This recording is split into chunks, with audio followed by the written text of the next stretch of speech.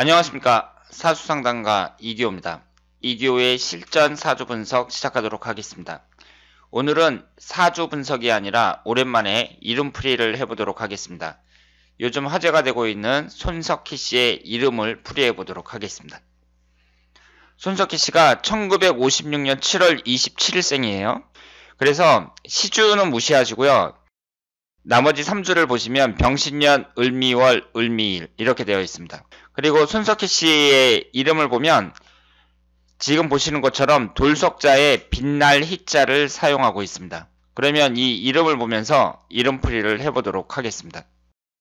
우리가 이름풀이를 한다고 할 때 한 가지 유념하셔야 될 점은 성명학 이론이 이 세상에 한 가지만 있는 것이 아닙니다.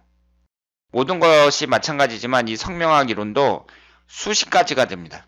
따라서 그 사람이 어떤 성명학 이론으로 장명을 하느냐 혹은 이름풀이를 하느냐에 따라서 똑같은 이름도 어떤 사람은 좋은 이름이다 이렇게 말을 할 수가 있고 또 어떤 사람은 나쁜 이름이다 이렇게 얘기를 할 수 있겠죠. 그래서 이 수많은 성명학 이론이 있는데 그러면 이렇게 많은 이론 중에서 어떤 게 진짜냐? 어떤 게 가장 우수한 이론이냐? 이것은 의견이 분분하겠죠. 물론 그 이론을 따르는 사람들이 자기 게 최고다 이렇게 주장을 하겠죠.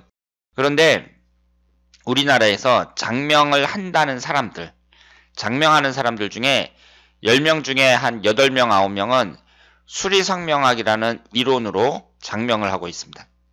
그래서 대한민국의 성명학 이론을 꽉 잡고 있는 건 수리성명학이에요.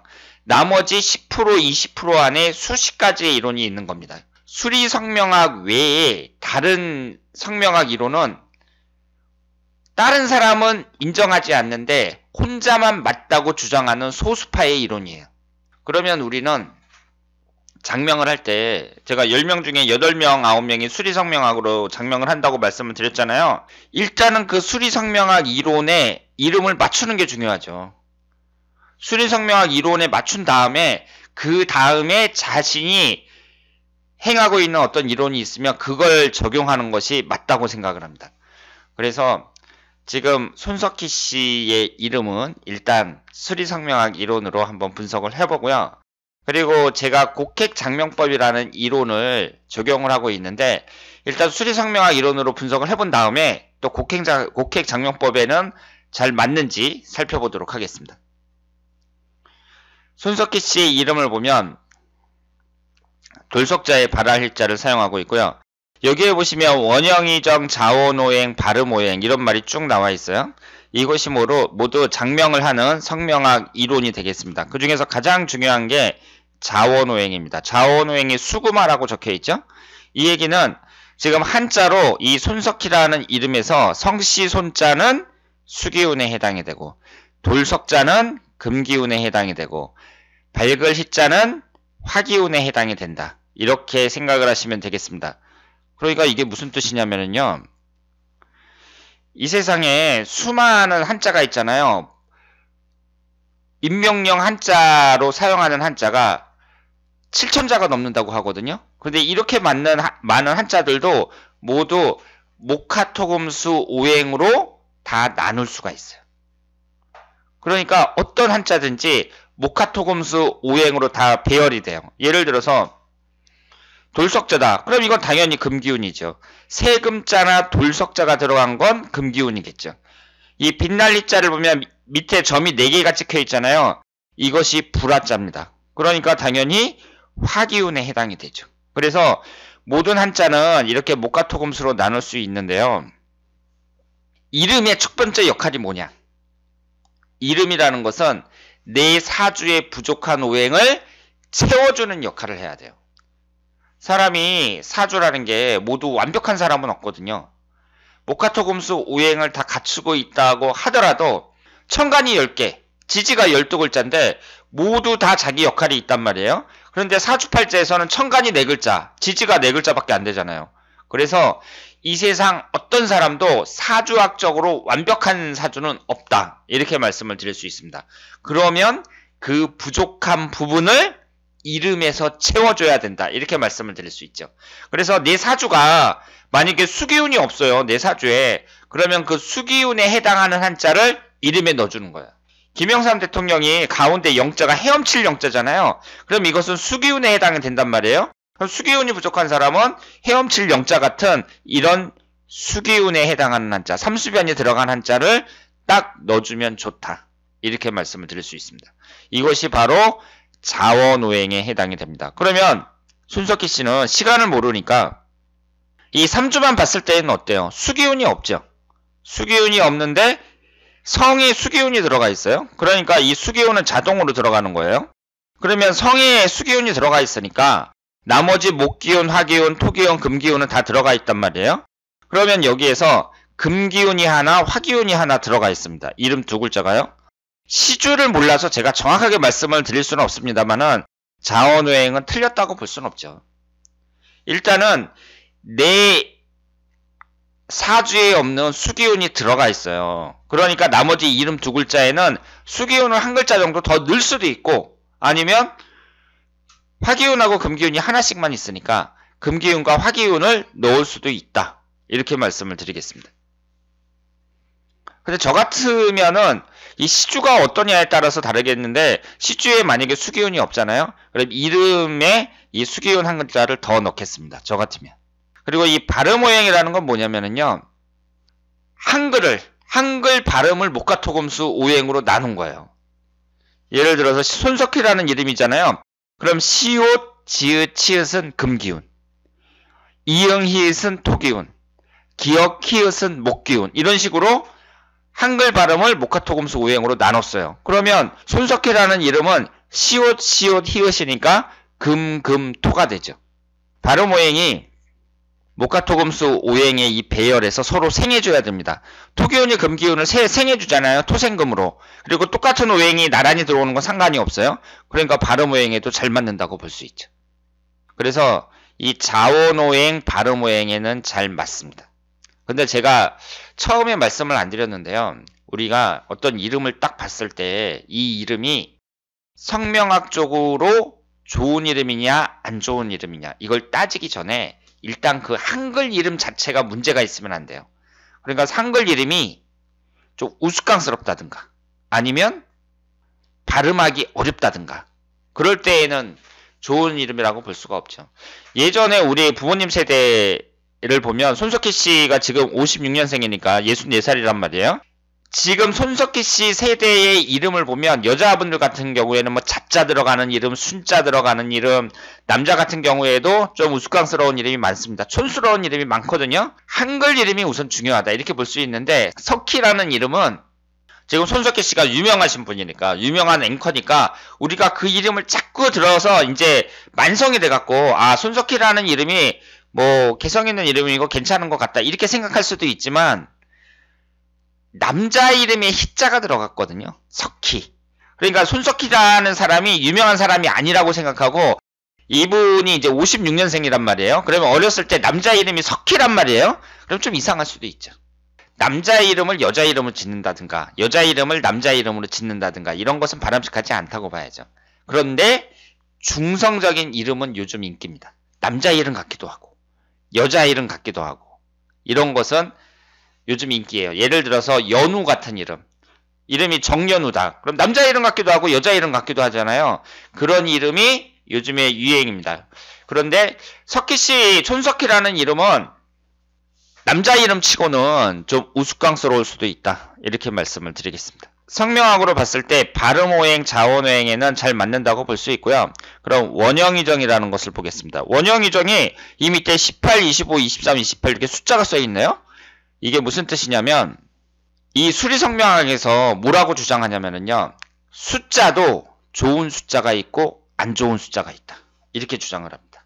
그럼 뭘 근거로 그렇게 주장을 하느냐? 주역이라는 책이 있어요. 사서삼경 중에 주역이라는 책이 있잖아요. 그 주역의 이론으로 비추어 봤을 때 숫자도 좋은 숫자가 있고 안 좋은 숫자가 있다. 이렇게 주장을 합니다. 그러면서 아예 표를 만들어 놨어요. 1부터 88까지 숫자를 딱 이 숫자는 좋은 숫자, 이 숫자는 나쁜 숫자 이런 식으로 다 설명을 해놨어요. 그런데 그 중에 50%는 좋은 숫자고 50%는 나쁜 숫자예요. 근데 여기서 주장하는 게 뭐냐면 이 4개의 숫자가 어떻게 나왔냐면요. 지금 손석희라는 이름이 10획, 5획, 13획이잖아요. 그럼 이거 서로 더한 거예요. 10하고 5하고 더하면 15죠. 5하고 13하고 더하면 18이죠. 10하고 13하고 더하면 23이죠. 23이죠. 3개를 다 더하면 28이에요. 그러면 이 4개의 숫자가 나왔는데 이 4개의 숫자가 전부 다 좋은 내용을 담고 있는 숫자여야 된다. 이렇게 주장하는 것이 바로 원형이정이라는 이론입니다. 원형이정이라는 말은 주역이라는 책 보면 원형이정이라는 말이 계속 나와요. 거기에서 나온 말입니다. 주역에서 나온 말이라고 생각하시면 되겠습니다. 이 수리성명학에서 원형이정이라는 이론을 얼마나 중요하게 생각하냐면요. 이 4개의 숫자가 있잖아요. 이것을 또 연령별로 나눕니다. 그러니까 예를 들어서 18이 앞에 있는 것부터 원형이정 이렇게 되는 거예요. 그러면 원격이 18이잖아요. 그러면 이것은 1세부터 19세까지 초년기에 해당이 돼요. 그리고 15세가 형격이잖아요. 그러면 이건 20세서부터 38세까지 장년기를 나타내요. 이런 식으로 해가지고 초년기, 장년기, 중년기, 노년기 이렇게 나눕니다. 그래서 이 4개의 숫자가 전부 다 좋은 내용이어야 된다. 이렇게 주장하는 것이 바로 원형이정이라는 이론입니다. 그럼 잘 생각해 보세요.